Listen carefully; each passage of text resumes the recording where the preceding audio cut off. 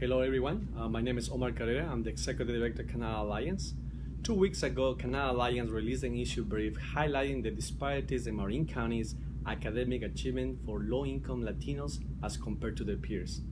The paper, Latinos and Education in Marin, was prepared in partnership with Latino Futures. The report highlights the inequality in education among the most vulnerable and at-risk youth in our community.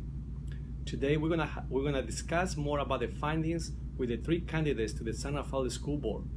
The conversation will be moderated by Dr. Mara Perez, founder of Latino Futures. It's time to embrace Latinos as a county asset. Welcome. Hello, thank you very much. Welcome everybody. It's a pleasure to be here at Canal Alliance with my partner, Omar Carrera. We worked really hard to produce this issue brief that was just released. And it's very timely because you are all running for a seat on the board of the San Rafael City School Board. And the terms are 4 years. And in San Rafael schools, it's a K through 12 district, and there are more than 7,200 students.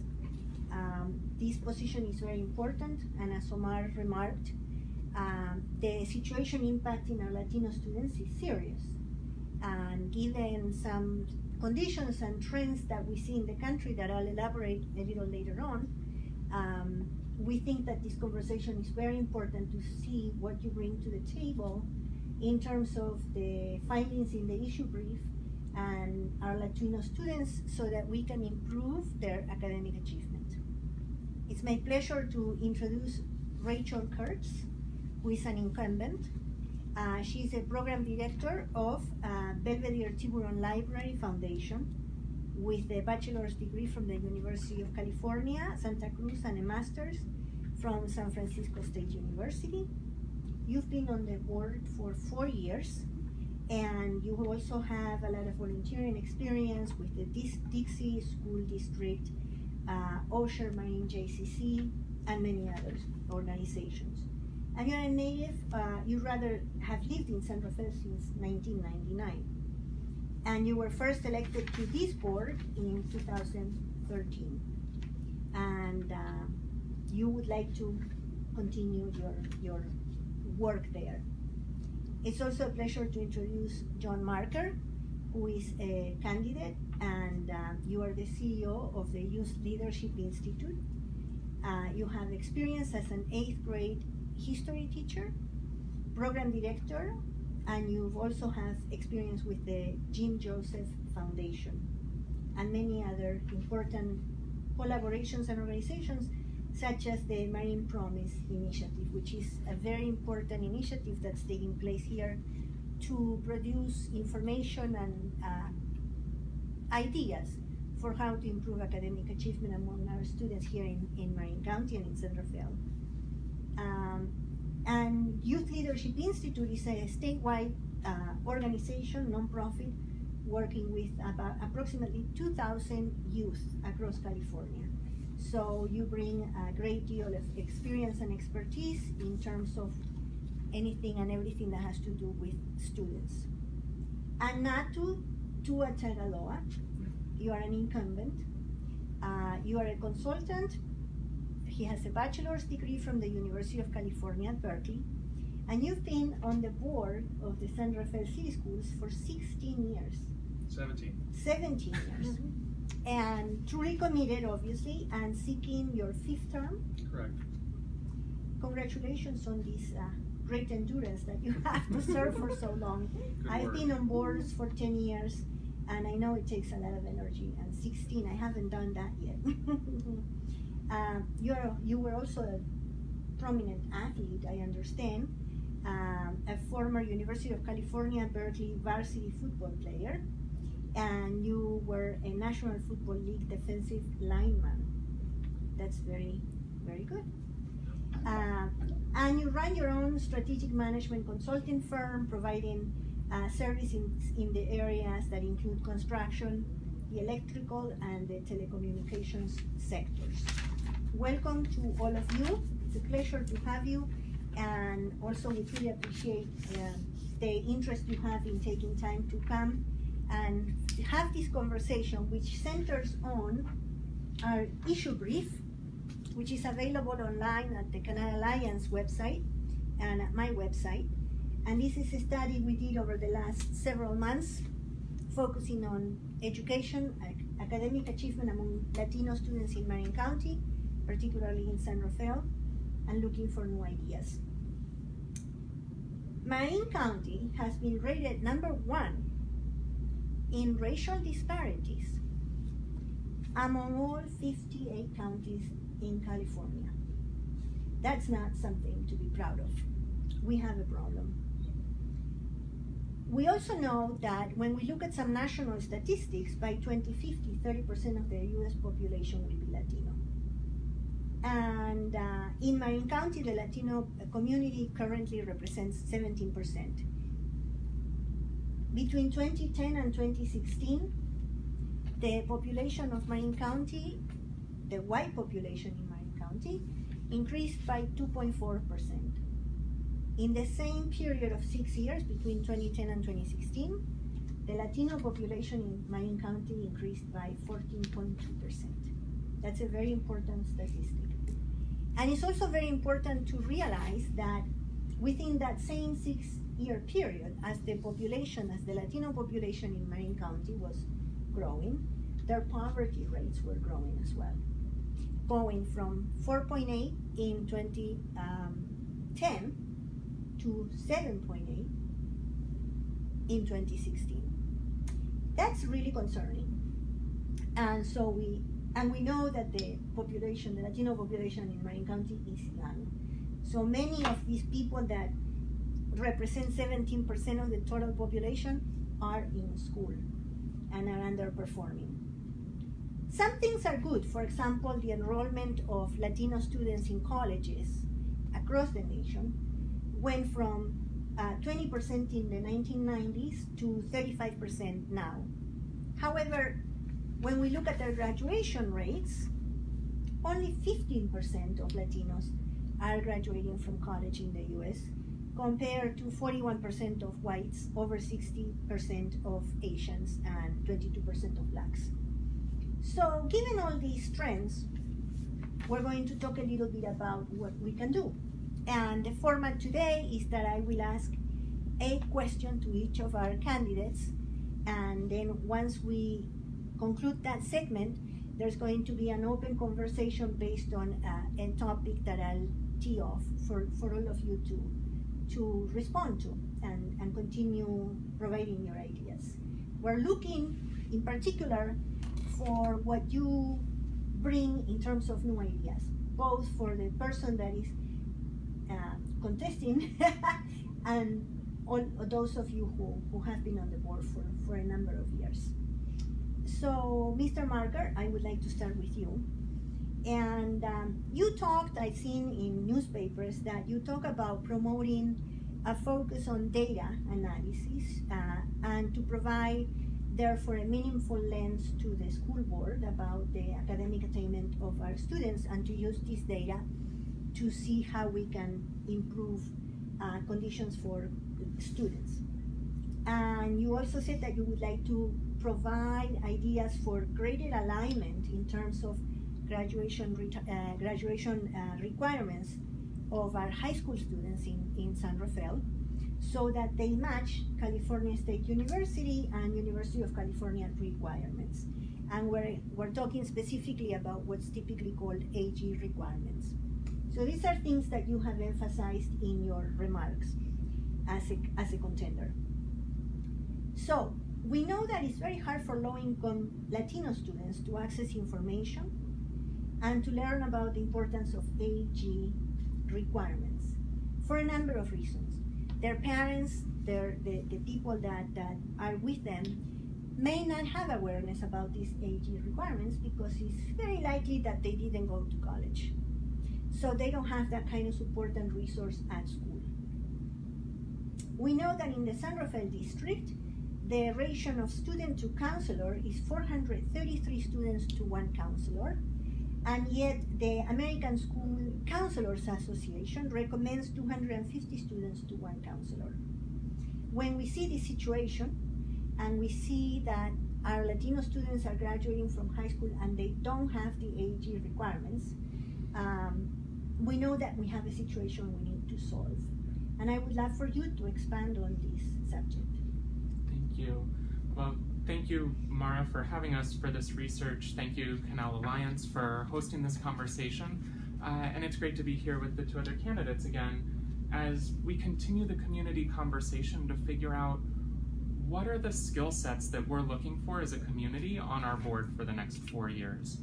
And Mara, as you've mentioned, one of the things that I've brought up in multiple conversations throughout this campaign is that we need to acknowledge that over the last 5 years, our community has seen a decline in graduation rates with the graduation requirements that we have now in San Rafael. This was something that was discussed 5 weeks ago at the data session that the school board had at their meeting, that we have a downward trend in graduation rates, and as you've shared, graduation rates aren't matching with what it actually takes to get into a college, a state school in California, whether it's a CSU or a UC. And one of the recommendations that I was thrilled to see in this report is also something we've worked on at the Marin Promise Board, of which I sit, is how do we do what other districts around California have done, which is engage the community in a conversation about what the value of a high school degree should be. And can we move our high school graduation requirements to the A to G requirements? Because as of today, only 48% of our students of any demographic in San Rafael are graduating able to apply to a CSU or a UC, and that's not good enough. We as a community can do better. We can talk about the promise of the San Rafael community, and I believe that aligning those requirements is part of the story here that also is tied with other innovative solutions for teacher retention and recruitment, and highlighting some of the other things you've mentioned, like counseling, diversity and ethnic studies programs. Thank you. Very good. Thank you very much. We will return to these topics in the next segment. Ms. Katz, you were elected in 2013, as I mentioned earlier, and in some of the comments you've made to the media, you say that it's very important to look at the family, not just test scores for our students, in order to address equity in our educational system and look at opportunities and how we can improve those opportunities through engagements with families. You also have indicated that you see successes in the school district, for example, in terms of partnerships, new partnerships, such as Marin Promise. And you say that the district is going in a positive direction and more is needed. So my question for you, based on these principles that you have brought forth, is that you talk about looking at the whole family and partnerships. We know that for low-income families in Marin County, Latino families, poverty and disparities dramatically and negatively impact their ability to reach and access resources, opportunities, and information. And we also know that our Latino students are underperforming. If by third grade our Latino students are underperforming as they are in math and science and reading, we know, because the data show, that their trajectory in the educational system is going to be troubling. Their ability to build a career is going to be seriously limited. So when you talk about looking at the whole family, I would like to know how you translate that into applied actions. What are the actions that the school district should take when we take all of that into account? Good, great question, thank you. And thank you for this opportunity. Thank you to Canal Alliance, thank you to Marin Promise for commissioning the report. It's very, very helpful, and it's very aligned to the majority report that was developed by Ed West in 2017 that we really do use as a district as sort of a guiding direction. So very helpful. Our whole family support is necessary for an academic. We look at the whole child and the whole community. We have identified the needs in a number of our sites, so in terms of application, assigning an assistant principal at 2 of our elementaries, at Bahia Vista and at San Pedro, to help with support of families, to help with support of students, and to help with and the teachers. So that assistant principal, because that need is there. We also know that in a number of our sites, our families need lots of support, so we have family centers. Our family centers provide food, they provide counseling support, they provide also academic support services. We work with a number of other agencies out in the community, to 10,000 Degrees. We can't look at one, like A through G policy. It's a policy change for a district. We know that San Jose implemented this 15 years ago, and they still have a 24% rate of kids not graduating at college and career ready. As the majority report talks about, it's a combination of both academic, rigorous academic standards, wraparound services for family, and as well as teacher training and recruitment. So we do look at across the board of all the different levels of support, so we're not just we could pick many technical solutions, throw a technical solution on, but we need to look at the whole family and the whole picture for students. Thank you very much. And Mr. Tuatagaloga, you have been on the board for 16 years. I'm sure you have 17. seen 17. I'm sure you have seen a lot of creativity and efforts applied to truly support our students. And in your conversations with the media, you have talked about improving student academic achievement across the board, including our English language learners, among them Latinos. And you talk about ensuring that teachers in the classroom build trust and relationships with students, because the social-emotional context positively impacts academic achievement and learning among our students. And you said that equity is fundamental. Equity issues remain, as I said earlier, Marin County is #1 in racial inequities. And you may have seen a lot of efforts, or at least discussions, over your 17 years with the board about issues pertaining to equity. In 2017, 28% of Latino children achieved reading proficiency by 3rd grade. 28% of Latinos, and I'm talking about San Rafael students, compared to 70% of white students and 70% of Asians. Likewise in math skills by 3rd grade. And as I said earlier, this is going to, in many ways, determine their future. This is wrong. These differences seriously impact their academic achievement. You've been on the board for 16 years, so I would like for you to tell us what has been done, some things that obviously haven't worked, and what you would bring to the table now in your 18th year on the board that could truly move the needle and move the needle fast. What are your new ideas? Tell us what didn't work, because it's always important to know what hasn't worked so that we don't repeat it and we learn from it. And what would you bring to the table that's new to truly create some change? Okay. Well, again, thank you for the opportunity, the Canal Alliance, and this wonderful report you put together, Dr. Perez. Thank you. In terms of satisfying the needs of the low socioeconomic Latino population in our schools, we have had, again, many programs over the last 17 years, some of which have worked well and others that may have not worked as well. But I still believe that the most important thing that we need in the classroom is a teacher that believes that students can achieve no matter where they come from. I think that's the first fundamental. And as a board member, my job is to support that model of trying to have the right teachers who first believe in their students. They believe that everyone can achieve, because if they don't, then they're not right for the job. So I think it starts with belief. The second thing is when you talk about the social emotional learning piece, especially with Latino students who in this time, which which is a very scary time for many families, it's critical. Our teachers in our schools are super passionate. They do a wonderful job, and many of them are able to make those connections with the kids. And when I see that connection, or when a kid feels that connection, when they feel like they're cared about, when they feel like they belong, when they feel like they have a purpose, when they feel like they're safe.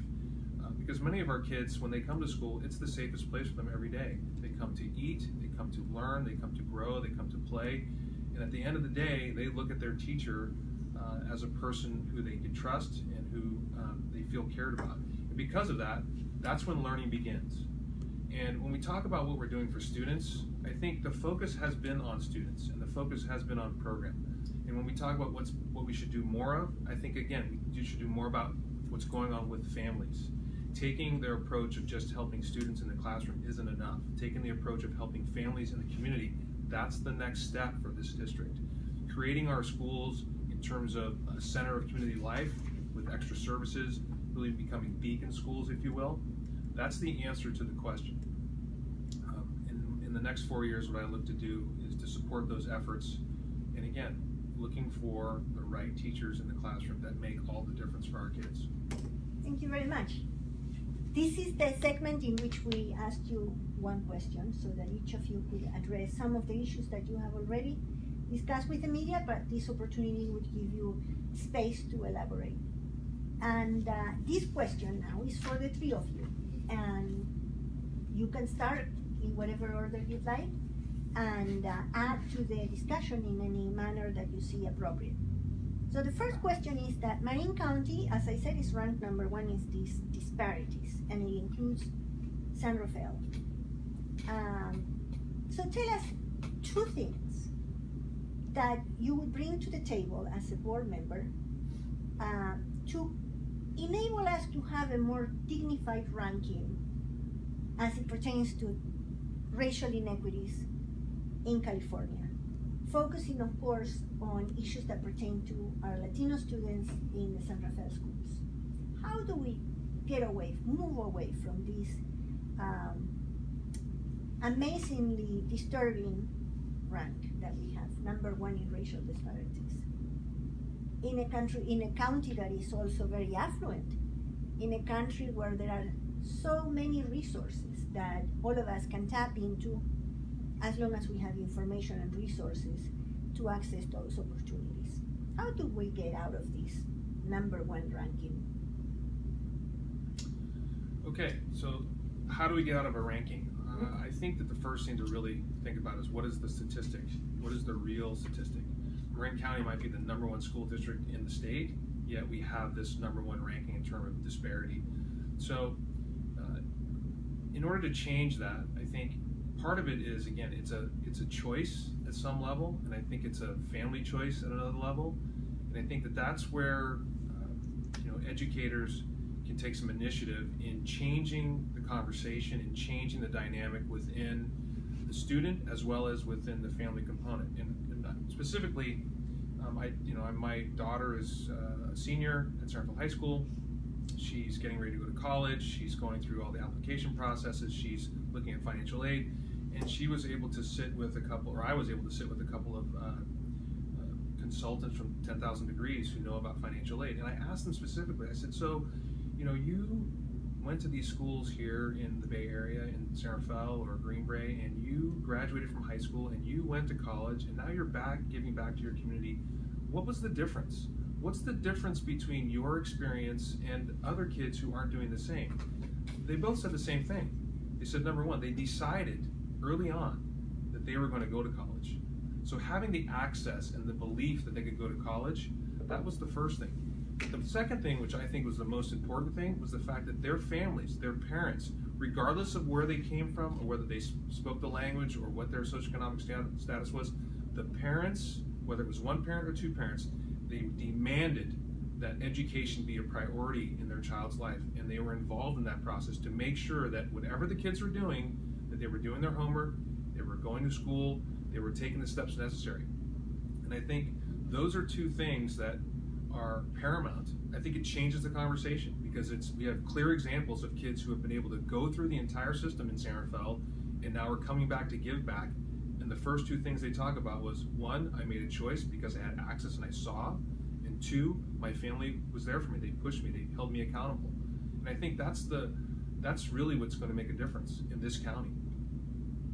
Does that include school administrators, this desire to make a choice, to move the needle and to I think that address disparities? I think in San Rafael City Schools we have some incredible people, and we have I think 40 or 30-something% of our administrators are bilingual. So I think it includes administrators. Again, the framework starts with everyone that's involved with schools and kids has to have a belief that every child can learn, regardless of where they come from, regardless if they like that child or not.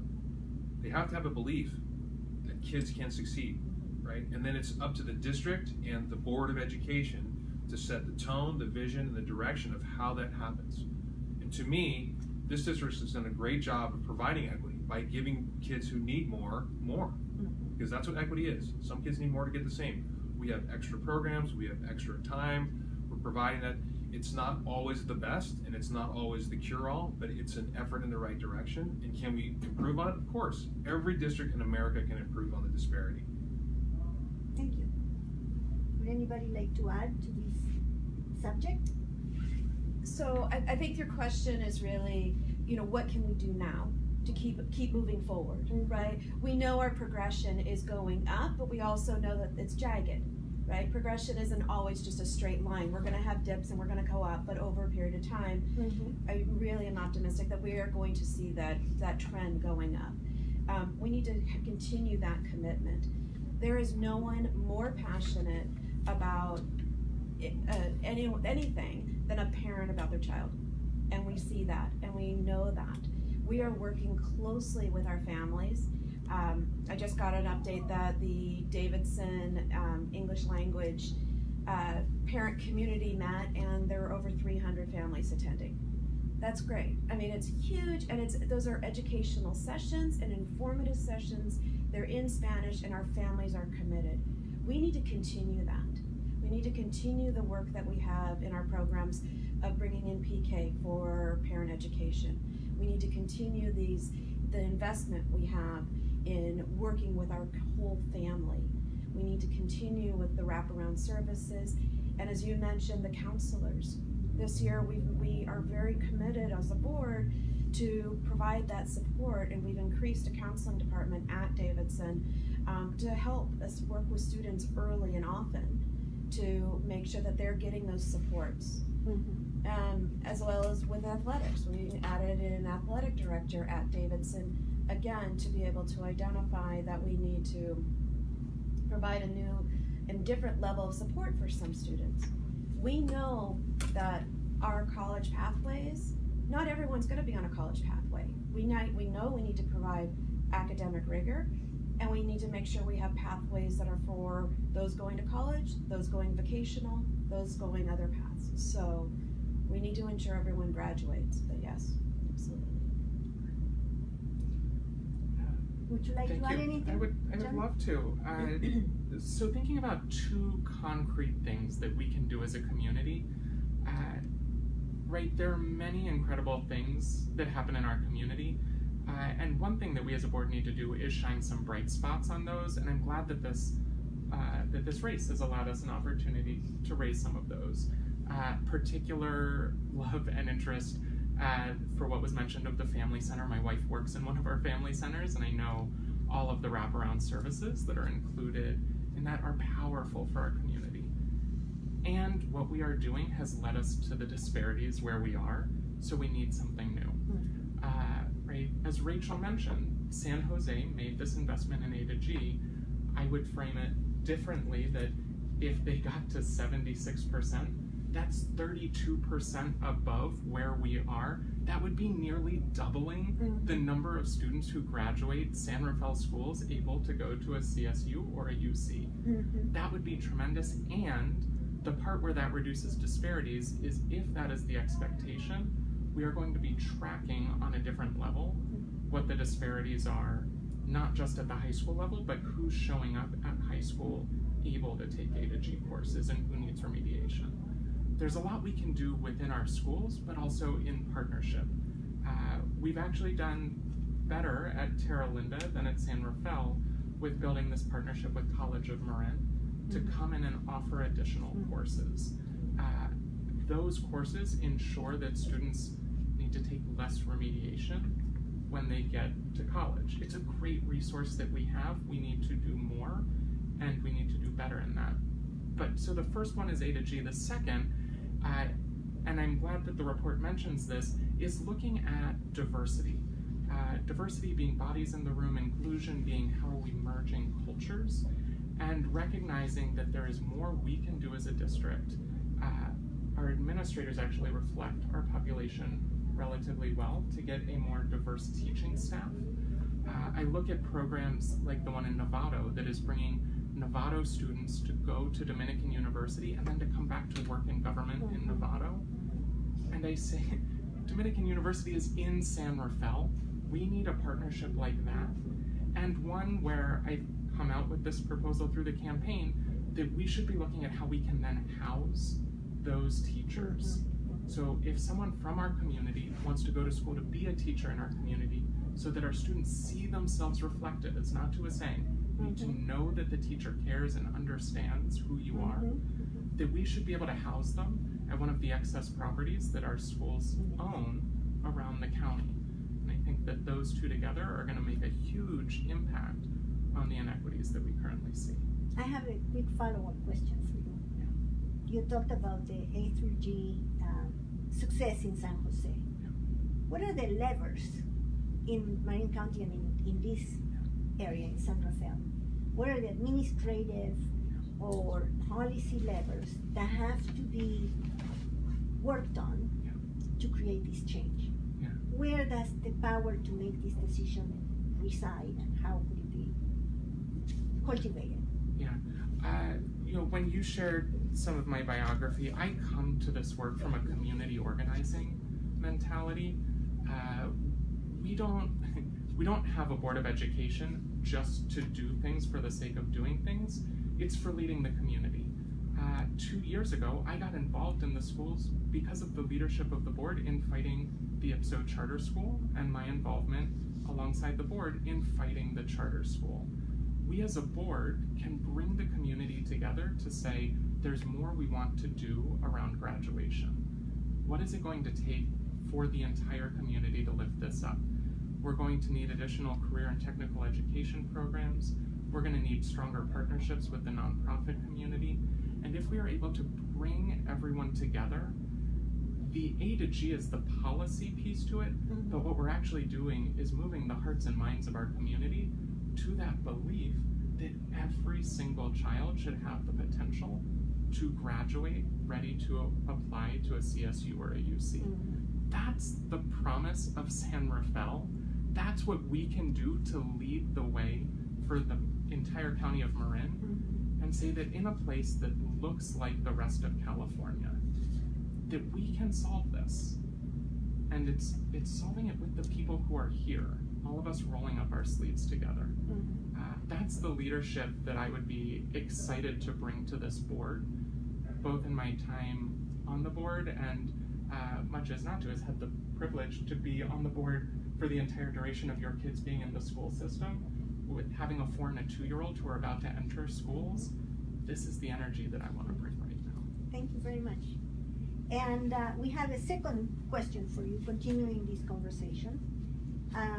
We talked about all these changes that are occurring, demographically speaking, in the United States.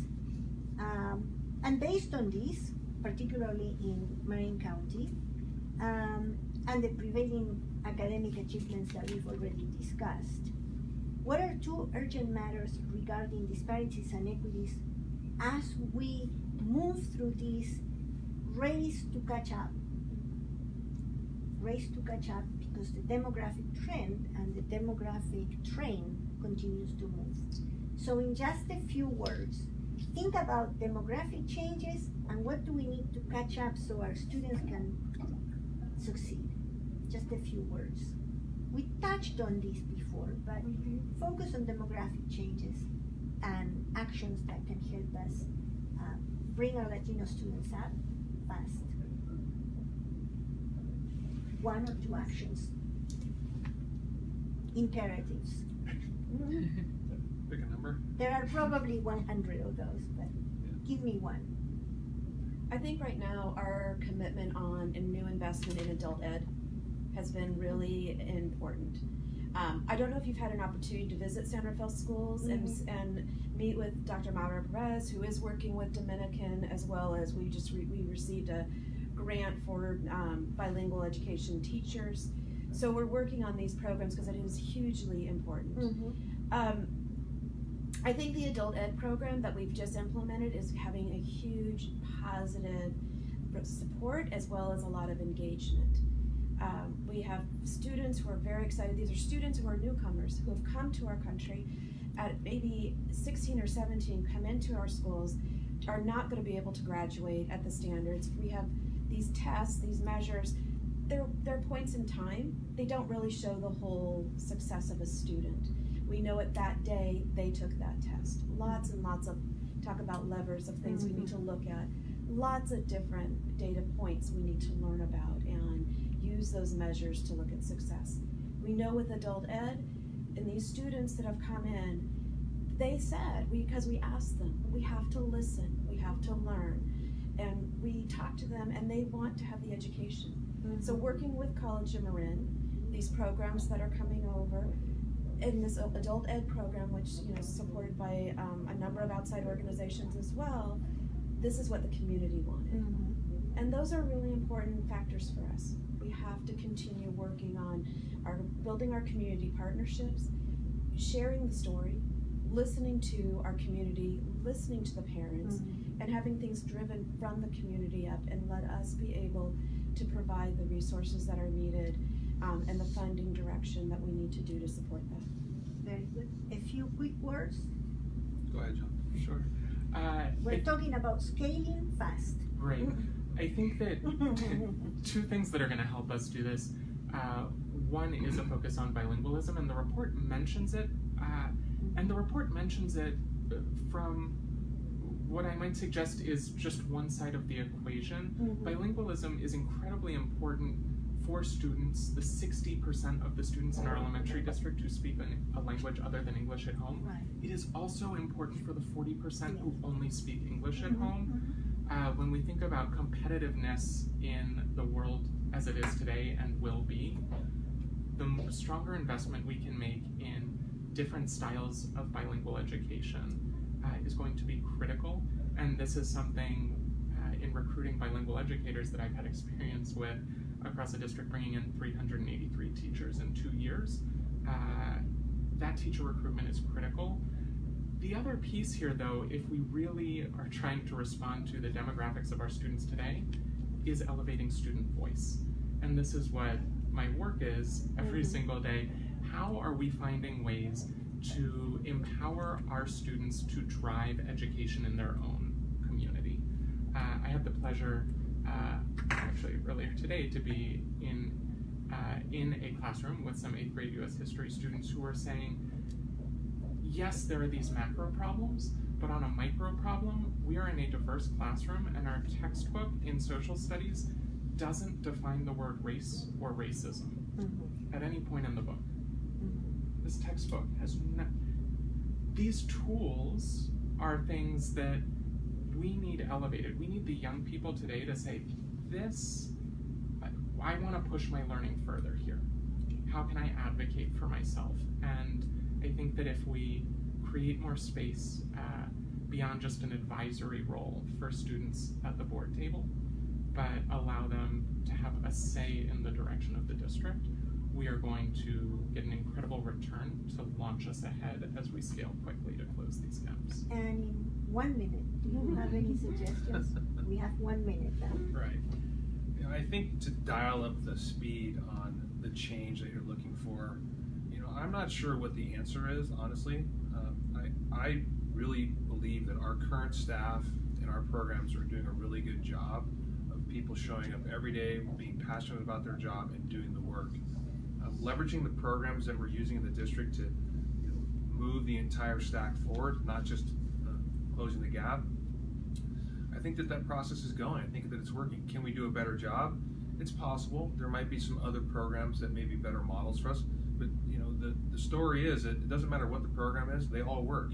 It really goes back to how do kids respond to what they're being fed in the classroom, and what is the surrounding dynamic behind that. If it's the family dynamic, if it's the environmental dynamic, if it's the fact of just showing up because they're scared or not scared, all of that plays into how kids learn and why they learn and when they learn. So, in my opinion, I think that the district's doing a pretty good job. I think that the staff is doing a phenomenal job. And are there ways to get better? I'm sure there are. But to give you an answer like, here, if we give this magic sauce to what we're doing, that's going to move things much faster, I don't see that happening.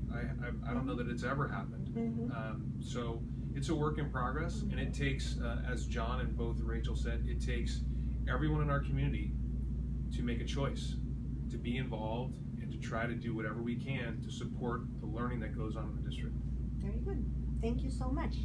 We're now moving into your closing remarks, and you have about a minute to tell us anything else that you might want to highlight about your the benefit that you would bring to the board as a member of it, or any other items you'd like to highlight. Would you like to start? In closing, I'd like to just thank the Canal Alliance and yourself for this wonderful opportunity to talk. I like the conversation. It's an important conversation, and I can say, having grown up in this community and have raised kids in this community, I myself personally know what it's like to be a minority growing up in San Rafael, to be on the outside looking in. And I will say that for me, the difference was the engagement of athletics. That was the trigger point for me. Because I was engaged in athletics, it made me want to go to school. And my parents, again talking about family, they said if you didn't do good in school, you couldn't play sports. So I did my best in school so that I could play sports. And that little choice that was made way back when has allowed me to live the dream of getting a college education at Cal, to go play in the NFL, and to come back and serve my community. So for me, it's a very personal thing. I feel like giving back is what I was meant to do. I feel like every kid that's in our schools has a chance, and that they can make it, they can live their dream because I did. Thank you very much. Would you like to? Sure. Close. Thank you. Thank you for this opportunity. It's been very, very good conversation, and we need to continue the conversation. We have to stay focused on our goals. We have goals. If we need to change our goals, let's have that community conversation and talk about those goals. We have to prioritize our goal. And those goals make us accountable. They make us not get distracted. We have to weigh things against those goals. We also have to be fiscally responsible. We maintain a very tight budget that's for 3 years. The county office watches it very closely, and there are very few initiatives that come forward that are bad ideas. Everything seems to be like a great idea, and it's how do we afford it, and how do we choose, looking at our goals, how do we choose the best idea that's gonna move that needle forward? And it's hard. It's a really hard process, and I think I bring a lot of that skill set to the table with my financial background, my operations background, and my commitment to public education. My kids have gone through public education. I've gone through public schools. There's a huge commitment here. And also, everything needs to be looked at in terms of equity, right? Our community is so unique. Our microcosm of San Rafael is unique in the sense that we cover the whole spectrum, and equity is a huge importance, and we have to provide that in every decision we make. We need to look through that lens. Thank you very much. Thank you for having all of us, and thank you to the Canal Alliance, and thank you to all of you who have spent your time to watch us either live or after the fact. I hope we hold up to the test of time for this. All of us are here because we care about our public schools, and this election gives us an incredible opportunity as a community to have these discussions and also to figure out who the team is that's going to lead us forward. I am so grateful for everyone who put in work on this report. It really echoes what we've heard in the Portrait of Marin report from 2012, the Viva Marin report from 18 months ago. We know the facts. We know that there are disparities in our community, and I would truly be honored if after this discussion, the community decided that the voice of a teacher, the voice of someone who is working with our young people every day would be an asset on the team that's going to help us lead this work. So thank you for your time, and I would be honored to have your support. I would like to thank all of you, the three candidates, and also the viewers and my partner Canal Alliance for organizing this important conversation about Latino education in San Rafael. We talked about A through G requirements and the importance of doing more to ensure that all of our students can achieve that requirement. We talked about family engagement, and we talked about the importance of ensuring that our families and our students can make a choice to study and succeed. And we know that they can make those decisions, but on their own, that may not be sufficient. The community around them, and particularly the educational institutions that serve them, also need to make that decision, the decision to see them succeed. And that's, for example, when you talk about the importance of having teachers that build relationships with students and members of the board and administration that pursue those goals, the goal of equity. And as you said earlier, equity doesn't mean the same for everybody. There may be some groups that need a little more. And if we hold our achievement goals through the equity lens, we can move the needle, maybe not too fast, but in the right direction and over time. We hope that our viewers will have taken this opportunity to learn a little more about each of you and your candidacy to this position, and hopefully this venue and this forum may also assist you as you think about your decision and your vote. Thank you very much, and we wish everybody success in your efforts, and also thank you so much for your interest in our students. Thank you very much. And we welcome you to San Rafael. Come. Thank you very much. Thank you.